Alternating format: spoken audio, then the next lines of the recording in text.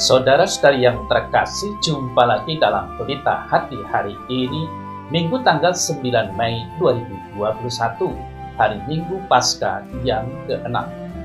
Bersama saya Romo Thomas Suratno SC dari Paroki Cilandak, Jakarta Selatan, mendengar dan merenungkan Sabda Tuhan, yakni firman Tuhan yang tersurat dalam Injil Yohanes, bab atau pasal 15, ayat 9 sampai dengan ayat 17.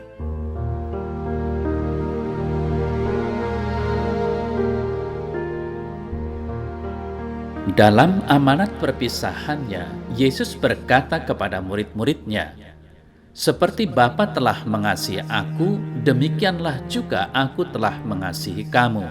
Tinggallah di dalam kasih-Ku itu. Jikalau kamu menuruti perintah-Ku, kamu akan tinggal di dalam kasih-Ku, seperti aku menuruti perintah Bapa-Ku dan tinggal di dalam kasih-Nya. Semua itu kukatakan kepadamu supaya sukacitaku ada di dalam kamu dan sukacitamu menjadi penuh. Inilah perintahku, yaitu supaya kamu saling mengasihi, seperti aku telah mengasihi kamu. Tidak ada kasih yang lebih besar daripada kasih seorang yang memberikan nyawanya kepada sahabat-sahabatnya. Kamu adalah sahabatku, jikalau kamu berbuat apa yang kuperintahkan kepadamu.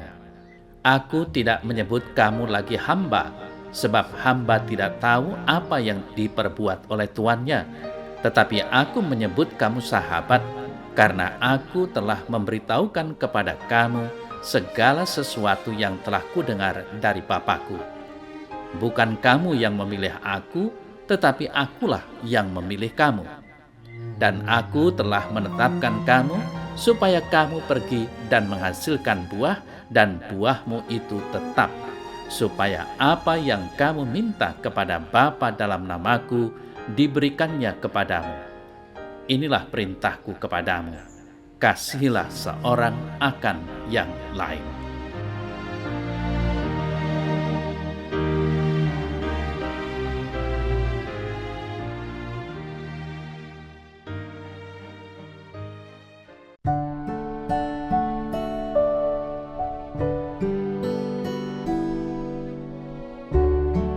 Saudara-saudari yang terkasih, Warta Injil Yohanes hari Minggu Paskah ke-6 tahun B ini, yakni Yohanes 15 ayat 9 sampai dengan 17, syarat dengan kosakata yang berhubungan dengan gagasan kasih, saling mengasihi, tinggal dalam kasih, memberikan nyawa demi sahabat-sahabatnya.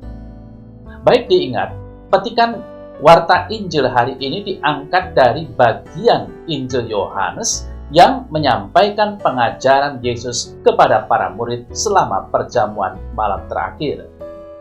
Para murid perlu belajar hidup terus tanpa kesertaan Yesus seperti biasa. Mereka diajarnya membangun kebersamaan dalam wujud lain. Dengan tujuan itulah kiranya diberikan pesan-pesan mengenai saling mengasihi dan sepenanggungan. Saudara saya terkasih, kata-kata Yesus yang disampaikan penginjil Yohanes dalam Warta Injil hari ini adalah bagian dari pesan-pesan yang diucapkannya pada sebuah kesempatan khusus, yakni perjamuan malam terakhir bersama murid-muridnya. Pada awal perjamuan, Yesus menyebutkan salah seorang dari mereka akan menyerahkannya. Hubungan guru-murid yang hingga saat itu baik rupanya mulai terganggu oleh kekuatan gelap. Tentu saja, kelompok ini tidak lepas dari kelemahan manusiawi juga. Saudara saya terkasih, saat itu murid-murid tidak mengerti kemana arah kata-kata Yesus itu. Petrus meminta Yohanes, murid yang dikasihi, bertanya siapa yang dimaksud. Yesus menjawab bahwa orang yang dimaksud ialah Dia yang akan diberinya roti yang siap disantap. Kemudian Ia memberikan roti itu kepada Yudas Iskariot. Demikian jelas bagi kita siapa yang dimaksud. Disebutkan juga dalam Injil Yohanes bahwa sesudah itu Yudas kerasukan iblis. Nah, Yesus sadar betul akan hal ini. Kemudian Yesus berkata kepada Yudas agar ia segera pergi melakukan apa yang hendak diperbuatnya. Dan Yudas pun keluar. Namun murid-murid yang lain tidak menangkap arti kejadian itu. Mereka mengira Yesus menyuruh Yudas sebagai pemegang kas mereka untuk pergi membeli sesuatu. Saudara saya terkasih, Yudas kerasukan iblis justru pada saat Yesus memberinya roti yang sudah dicelupkan, artinya makanan yang siap untuk disantap yang diberikan oleh tuan rumah kepada orang yang diundangnya. Sampai saat itu Yesus masih menganggap Yudas orang sendiri, termasuk keluarga, diajak makan bersama. Tetapi justru pada saat itulah kekuatan gelap yang melawan Yesus membadan dalam diri seorang manusia. Dan bukan sembarang orang, melainkan orang yang amat dekat dengannya, yakni Yudas Iskariot. Saudara-saudari yang terkasih, perlu diingat bahwa Yohanes menceritakan semua ini lama setelah peristiwa itu terjadi. Namun baginya jelas, itulah saatnya iblis memakai cara-cara manusiawi juga untuk masih berusaha menggagalkan kehadiran ilahi di tengah-tengah manusia. Menarik diperhatikan perkembangan pergulatan antara dua kekuatan ini. Allah memakai wujud manusia untuk menjalankan karya penebusannya, yakni Yesus yang lahir dan berada di tengah-tengah manusia. Kekuatan-kekuatan yang melawan karya Allah itu kini juga memakai wujud manusia pula. Dan bukannya keduanya tidak saling mengenal, justru mereka amat dekat satu sama lain. Saudara saya terkasih, pengajaran Yesus kepada para murid selama perjamuan terakhir itu menurut Yohanes disampaikan setelah Yudas pergi. Keterangan ini amat penting, sebab Yudas yang sudah kerasukan iblis itu tidak lagi ada di situ ketika Yesus mengajar mengapa para murid hendaknya saling mengasihi. Dengan perginya Yudas dari kelompok itu, hendak dikatakan bahwa waktu itu kekuatan jahat tidak hadir mengancam kelompok tadi. Kata-kata Yesus mulai saat itu boleh diterima para murid tanpa khawatir dikelirukan oleh kekuatan-kekuatan yang bisa mengalihkan maksudnya. Semua yang dikatakannya dari saat itu hingga nanti ditangkap di sebuah taman di seberang Sungai Kidron bebas dari kehadiran yang jahat. Saudara-saudara yang terkasih, Yohanes hendak menunjukkan bagaimana kekuatan-kekuatan gelap itu bisa memakai cara-cara yang dipakai oleh Allah sendiri. Satu-satunya cara untuk bertahan ialah saling menopang dengan saling berbagi ingatan mengenai kabar gembira yang dibawakan sang guru mereka. Jangan ada yang satu merasa lebih besar dari yang lain, apalagi saling merahasiakan pengetahuan dan ingatan. Inilah saling mengasihi dalam arti yang paling dasariah. Saudara-saudari yang terkasih, dalam keadaan itu juga mulai terhimpun pula tulisan-tulisan yang akhirnya kita kenal sebagai Injil-Injil dalam Alkitab. Dari situ juga tumbuh berkembang komunitas para murid. Tidak mengherankan bila ibadat dan kesempatan saling berbagi ingatan di antara para murid itu kemudian dikenal sebagai agape, yang arti harafiahnya ialah kasih. Bagaimana penjelasannya akan hal itu? Saudara saya terkasih, awal dan akhir warta ini berbicara mengenai kasih antara Yesus dan Bapanya yang menumbuhkan kasih antara Yesus dengan para murid. Di akhir petikan ini, kita dengar Yesus berkata, "Kuperintahkan kepadamu, hendaknya kalian mengasihi satu sama lain." Yohanes 15 ayat 17. Begitulah terjemahan harafiahnya. Terasa ditekankan bagian yang mengharapkan agar para murid saling mengasihi. Tujuan saling mengasihi di situ ialah membangun komunitas para murid sehingga tiap orang mendapat ruang hidup yang layak. Saudara-saudara yang terkasih, Warta Injil hari ini sebetulnya berperan sebagai pembacaan kembali dalam rangka mendalami kata-kata Yesus yang sudah disampaikan dalam Yohanes 13 ayat 34 sampai dengan ayat 35. Dalam ayat 34 dikatakan, "Aku memberi kalian sebuah perintah baru, yaitu hendaknya kalian saling mengasihi." Kemudian dijelaskan mengapa sewajarnya lah begitu, yakni, "Demikian pula kamu hendaknya kalian saling mengasihi." Sikap saling mengasihi itu tumbuh dari perhatian besar dari Yesus bagi para murid. Inilah yang disebut sebagai perintah baru di situ. Saudara yang terkasih, mengapa disebut baru?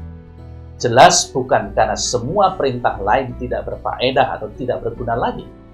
Bukan juga karena orang belum tahu, melainkan dalam arti yang mesti dihidupi dengan cara yang segar, yang tidak kaku, bukan secara rutin belaka, secara wajib belaka.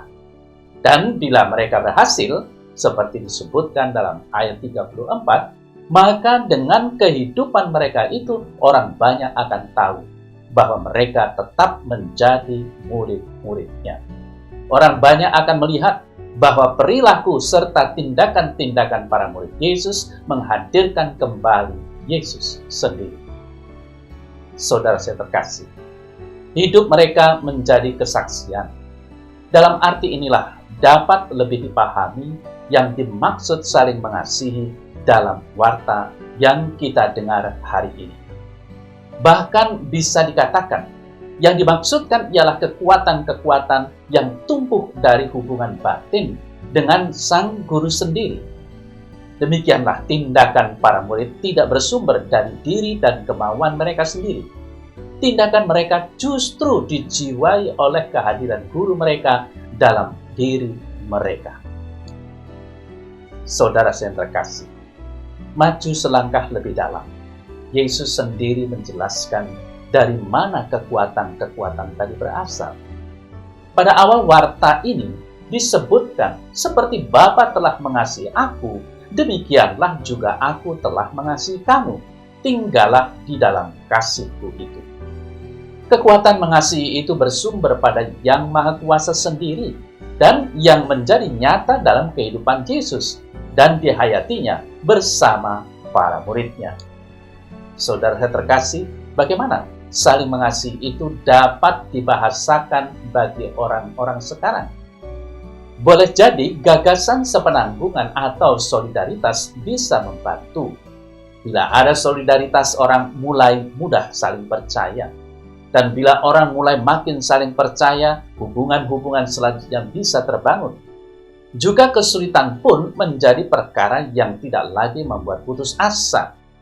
Inilah bagian pengetahuan terakhir yang diturunkan Yesus Sang Guru kepada murid-muridnya. Saudara saya terkasih, yang diwariskan Yesus itu ialah keyakinan untuk bersama-sama memperbaiki kemanusiaan. Mulai dengan cara kecil-kecilan, dengan saling memberi perhatian. Kita diminta menemukan jalan-jalan baru yang belum dipikirkan sebelumnya. Ini kemanusiaan baru. Inilah yang menunjukkan Tuhan tetap mengasihi manusia. Dan pengajaran yang diturunkan kepada murid-murid tadi itu juga bisa menjadi warisan bagi kita. Saudara saya terkasih, setiap orang dapat menghidupkan apa itu kasih kepada sesama dengan pelbagai cara. Ini spiritualitas yang kreatif namanya. Itulah Injil yang bersumber pada Yesus sendiri. Dapat dipelajari walaupun tidak dapat begitu saja diterapkan seperti sebuah pola yang sudah jadi.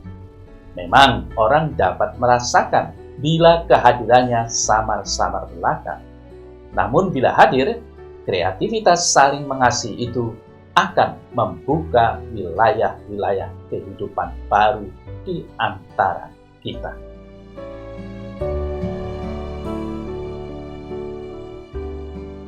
Dalam nama Bapa dan Putra dan Roh Kudus. Amin. Ya Yesus, Tuhan dan Allah kami, terima kasih atas hidup-Mu yang telah menampakkan kasih Bapa kepada kami. melalui perkataan dan perbuatan-Mu kepada kami, orang berdosa ini. Semoga kami dapat bersaksi atas kasih-Mu kepada sesama dalam kehidupan sehari-hari di dunia ini. Terpujilah nama-Mu kini dan sepanjang segala masa. Amin.